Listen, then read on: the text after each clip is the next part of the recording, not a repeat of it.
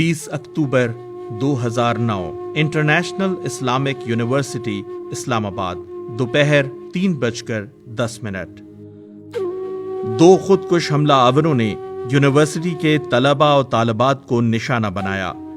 3 तालिबात समेत 6 अफराद इस हमले के नतीजे में शहीद हुए। जख्मी होने वालों में 24 साला वकार खालिद भी शामिल थे, जिनके जिस्म का 60% हिस्सा जल गया। उस दिन सुबह से ही ना ज़हनी में अजीब सी कशमकश हो रही थी, पता नहीं क्या होने वाला है।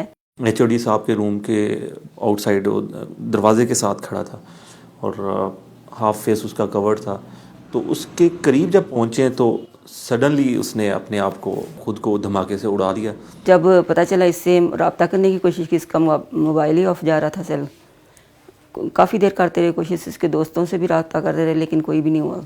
उस वक्त मेरी ये ख्वाहिश थी कि मैं किसी तरह ना अपनी अम्मी से एक मरतबा बात कर लूँ। डॉक्टर्स ने उस वक्त ये कहा था कि जो मेरे फ्रेंड्स सीनियर आए थे उनको कहा कि बेहतर ये है कि आप ना इसको घर ले जाएं, इसके बचने के चांसेस कम हैं। तो ये हमारे ख्याल से ये 1-2 घंटे सर्वाइव मज़ीद करेगा। लेकिन अगले दिन जब गए तो देखा तो ये पूरा जिस्म इसका पट्टियों में लपेटा हुआ था, सिर्फ इसकी आंखें नज़र आ रही थी और कुछ भी नहीं था।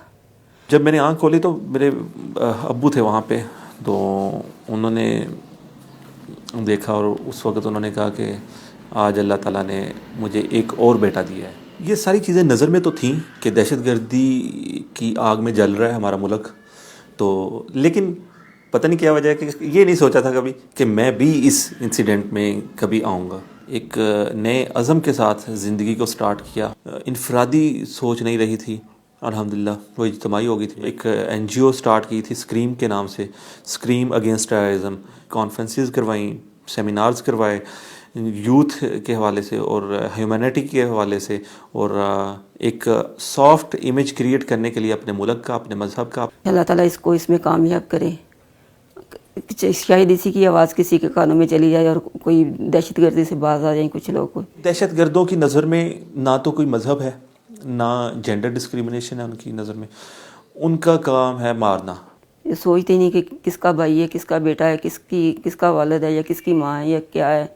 एजुकेटेड होने के नाते मैं समझता हूँ कि तालीम और कलम किताब से बड़ा हथियार कोई नहीं है। इंशाअल्लाह ताला अमन होगा, पाकिस्तान में ज़रूर अमन होगा। इस उम्मीद पे ही दुनिया कायम है, उम्मीद ही हम कर रहे हैं और इंशाअल्लाह ताला सब बेहतर हो जाएगा।